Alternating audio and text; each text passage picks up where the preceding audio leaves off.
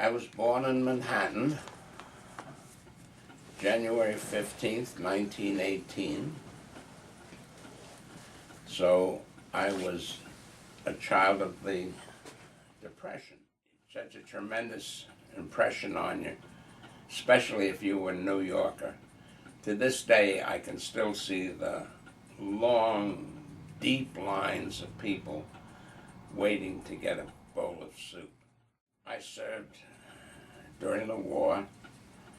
About 3 days after Pearl Harbor, I went down to enlist and was rejected on grounds of bad vision.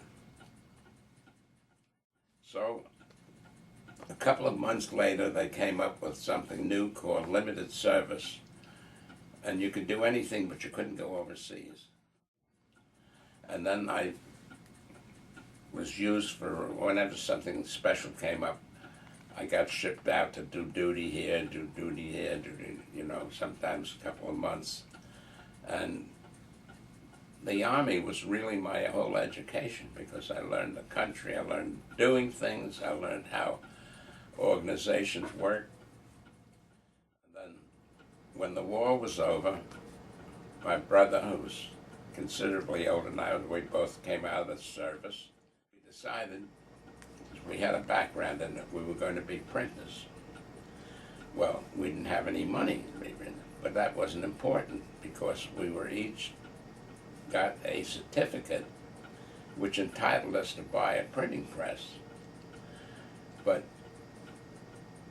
we took one certificate and sold it for enough money to buy one press. And that started us off. And about 5 or 6 years later, my brother figured he'd had enough. So for his share of the business, I wrote him a check for $100,000. So it was a very successful business. After the war, I belonged to an organization called the Young American Veterans. And we were having a party in what had been a restaurant, but was out of the, and I was working as bartender for the party. And she came in with a friend I'd met who was a whack, and I said to the guy, this is the truth, I said to the guy next to him, look at that girl, boy, would I like to marry her. He said, so go ahead and marry her. So I went over, and 5 dates later, we got engaged, and shortly thereafter, we were married. We came here. I have a daughter here. Mary is here, and we got 2 rooms. We thought, boy, we love traveling. We made 7 crossings on the Queen.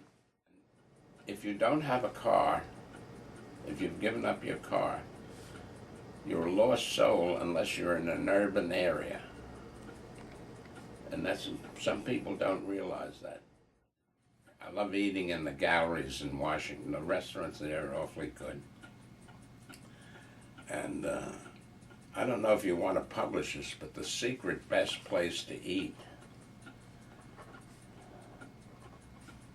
is the cafeteria at George Washington University Hospital. Ever been there? The food's delicious. I walk down to McDonald's down on Van Ness every morning for coffee.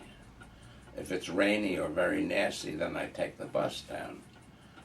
But that keeps you going. And you know the old saying, use it or lose it. I met the thing in McDonald's, I've met some wonderful friends.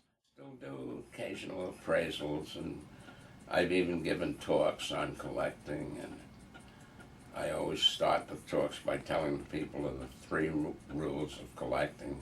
Do you know them? Rule number 1, don't buy it unless it says hello. Rule number 2, good stuff gets better. Garbage remains garbage forever. And rule number 3 is the tough one. Buy it when you see it. And still you find things to buy. Look at these dishes. They're Crown Derby from about 1800. They're exquisite. Experience is stay loose. Don't get all tight and wound up with things. Time is either going to solve them for you, or it's going to make it necessary for you to do something else. But relax, take it as it goes. It's different from the life you were living, but take advantage of the things it does for you. Some people like to cook their meals. They do. That's great. Nice little kitchen there, full refrigerator. And some people complain about everything, but that's their nature. They always were complainers.